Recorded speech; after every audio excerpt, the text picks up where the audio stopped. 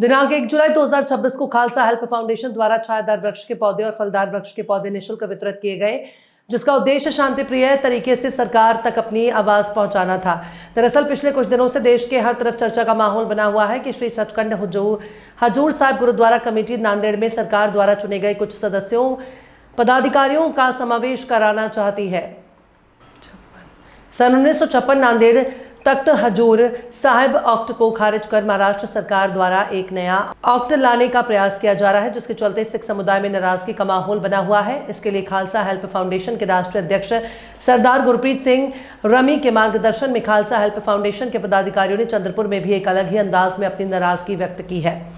उनका ये कहना है कि हमारे गुरुओं ने देश, कौम और हिंदुत्व की रक्षा के लिए अपनी शहादत दी। सिख धर्म मजलूमों की रक्षा करने के लिए है और सिख धर्म एक छायादार और फलदार वृक्ष के भांति है, जो हमेशा से ही भाईचारे का प्रेम का संदेश दुनिया में फैला रहा है। इस बात के मद्देनजर खालसा हेल्प फाउंडेशन का यह प्रयास है कि शांतिपूर्वक सरकार तक अपनी बात पहुंचाने का प्रयास किया जाए। इसके लिए खालसा हेल्प फाउंडेशन के सरदार तेजिंगर सिंह दारी, अर्जुन सिंह धुन्ना, सरदार बलबीर सिंह गुर्रो, सरदार गुरजीत सिंह गड़ोक, सरदार पूरन सिंह जुनेजा, सोनू अनेजा, नीतू सिंह बावरे, सरदार हरदीप सिंह साहनी, सरदार गुरप्रीत सिंह नारंग, सरदार मयंक सानी के साथ अन्य सिख समुदाय के मान्यवर जसवीर सिंह बोपराय और चंद्रपुर महानगर पालिका की स्थायी समिति अध्यक्ष श्रीमती मनस्वी संदीप गिरहे, नगर सेवक पप्पू देशमुख की भी इस अनोखे प्रयास में उपस्थिति रही। शिक्षक सेना के जिला प्रमुख राजेश नायडू ने भी कार्यक्रम में उपस्थित होकर सिख समाज के आंदोलन का समर्थन किया।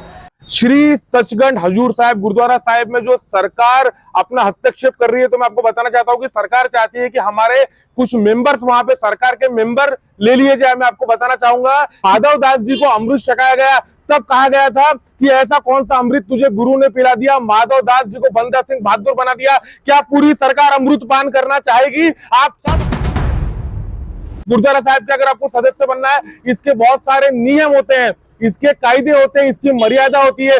गुरुद्वारा साहिब एक धार्मिक स्थल है। मैं चाहता हूं कि किसी भी धार्मिक स्थल में सरकार किसी भी तरह का अपना हस्तक्षेप ना करे। आज हमें जरूरत है उचित उपचार की, उचित शिक्षा की। बेरोजगारी बढ़ रही है, बेरोजगारी की तरफ सरकार ने ध्यान देना चाहिए। शिक्षा, अस्पताल पद्धति, पेपर लीक हो रहे हैं। यहाँ पर किसी धार्मिक स्थल पे जाकर आप किसी धार्मिक स्थल के अंदर किस तरह से अपना इंटरफेरेंस कर सकते हैं?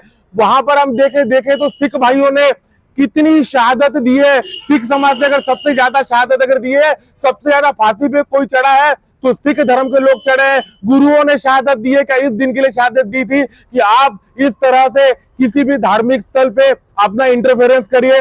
आज चाहते हैं कि 17 मेंबर में से 11 मेंबर आपकी कमेटी में आ जाए। आपके मेंबर्स आप कमेटी में अपने इंक्लूड करके आखिर करना क्या चाहते हैं, क्या संदेश देना चाहते हैं? हमारे आज देश को किस चीज की जरूरत है? बहुत सारे आज हमारे भाई डर डर के बात करते हैं। नांदेड़ का एक वीडियो वायरल हो रहा है भाई साहब का, आप देखिए, जो कि मराठी है, ये कितनी डेअरिंग से अपनी बात रख रहे हैं। हात फिरवला, मस्जिदी झाल्या, आता हे भामटे गुरुद्वाऱ्याच्या मागे लागले। तिकडे पण चोर बसवायचे काय? गुरुद्वाऱ्याच्या जमिनीवर टल्ला मारून तुमच्या त्या अडाण्याचा चांगला भल्ला करायचा आहे काय? अरे कोणाला तरी सोडा, त्यांच्या गाला मागे लागता बे, ते काय आमच्या वाणी येडे नाही। सरकारला 4 टाइम लंगर खाऊ घालते, तर कायदा दूर राहिला, सरकार बदलते ते लोक रस्त्यावर उतरले तर 3-3 वर्ष वापस निघत नाही। विसरले काय दिल्लीचं शेतकरी आंदोलन? आमच्या नांदेडचं हार्ट आहे गुरुद्वारा, मस्त चाललंय, त्याच्यात घुसखोरी नको ना जी ना, परिणाम बहुत भयंकर होंगे। हमारा यहाँ पर विरोध प्रदर्शन नहीं है, हम सिर्फ सरकार से अपनी नाराजगी बयां कर रहे हैं। यहाँ पर फलदार वृक्ष का वितरण कर रहे हैं, छायादार वृक्ष का वितरण कर रहे हैं।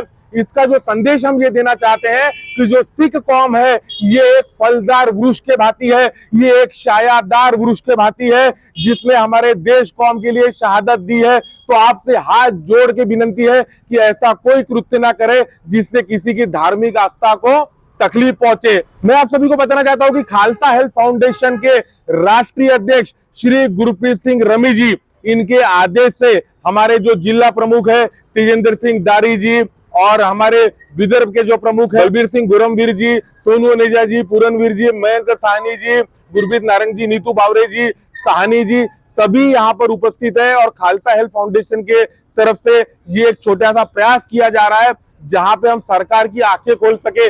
विरोध तो हर कोई का करता है और अब शब्द कहता है हमें सरकार का कोई विरोध नहीं है, हमारी सिर्फ नाराजगी है। और ये जो फलदार वृक्ष है ये वितरित कर हम सरकार को एक संदेश देना चाहते हैं कि सिख कौम सुरक्षा के लिए है, सिख कौम अमन और प्यार चाहती है। तो यही मेरा संदेश सरकार की ओर है। जय हिंद, जय भारत, भारत माता की जो बोले सो निहाल।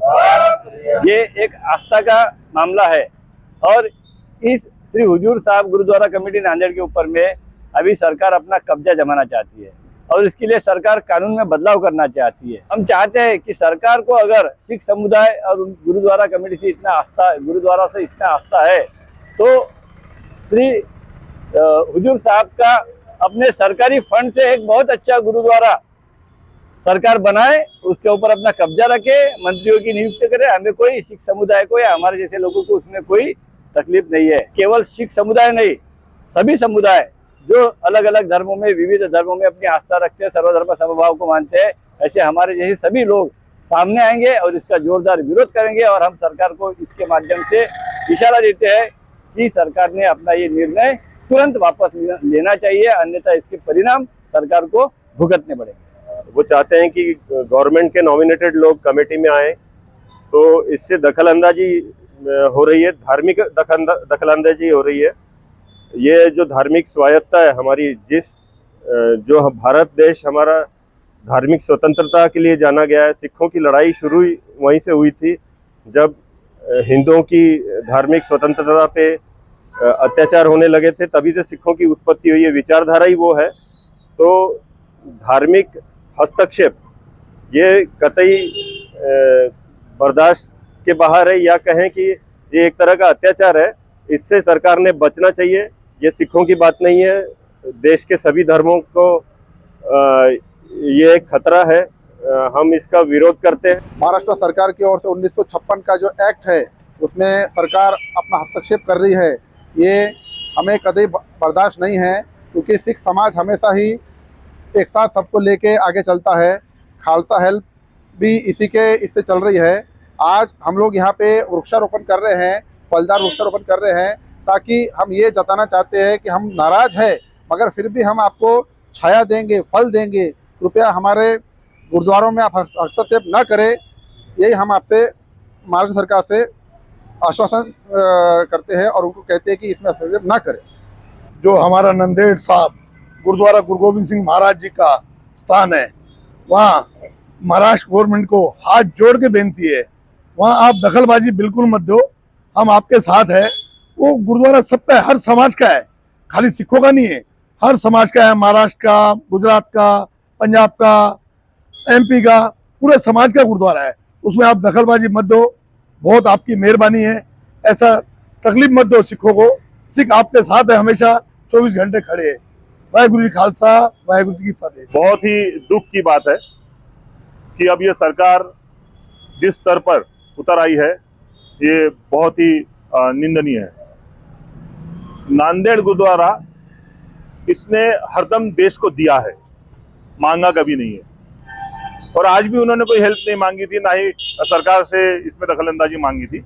मगर वहाँ का वर्चस्व देख के, वहाँ का पूरा राजपाट देख के ये जो शासन को लालच आया है और ये लालच के चलते इतना धार्मिक स्थान ये खराब करने जा रहे हैं, इसका हम निषेध करते हैं। अस्पतालों को जरूरत है, स्कूलों को जरूरत है, वहां पे ये सरकार दखलंदाजी करे, न कि नांदेड़ के गुरुद्वारे जैसे जगह पे, जो कि सिर्फ भारत के लिए नहीं विश्व के लिए एक धार्मिक धरोहर है और अभिमान है सिख लोगों को भी, नॉन सिख लोगों को भी उस चीज का। इसलिए सरकार का आज इस वृक्ष वाटप कार्यक्रम के जरिए एक खालसा फाउंडेशन की ओर से जो निषेध किया जा रहा है, इसका हम पूरा समर्थन करते हैं। महाराष्ट्र का एकमात्र double Guinness world record holder Somaiya MSPM group of institutions प्रस्तुत करता है Savitri Devi college of pharmacy. अब वणी में फार्मेसी का शिक्षण लेकर अपना भविष्य संवारें। Admission open for B.Pharm and D.Pharm। B.Pharm करे 4 वर्ष में और D.Pharm करे 2 वर्ष, प्रति वर्ष एकदम किफायती फीस में। B.Pharm के लिए 12वीं साइंस पास तथा MHT CET के माध्यम से तथा D.Pharm के लिए 12वीं साइंस पास विद्यार्थी प्रवेश ले सकते हैं। ओबीसी तथा ओपन कैटेगरी की लड़कियों के लिए 100% scholarship, scheduled caste, scheduled tribes, nomadic tribes, विमुक्त जाति, special backward class and denotified tribes के लिए free admission against government scholarship, OBC open category के लड़कों के लिए 50% छूट against government scholarship, minority scholarship और EBC scholarship. Hello, my name is Aarti Rajukar and I am proud student of D.Pharm first year in Savitri Devi College of Pharmacy. My name is Gaurav Erme and I am the D.Pharma student. We have the best facility in our college, Savitri Devi College of Pharmacy 1. I, the principal of Savitri Devi College of Pharmacy and Nursing, assure you for the best quality education in pharmacy and the nursing. इच्छुक विद्यार्थी आवश्यक documents के साथ आज ही apply करें और अपने pharmacy career की शुरुआत करें। आवेदन के लिए संपर्क करें Savitri Devi college of pharmacy, Wadgaon road, तहसील वणी, डिस्ट्रिक्ट यवतमाल,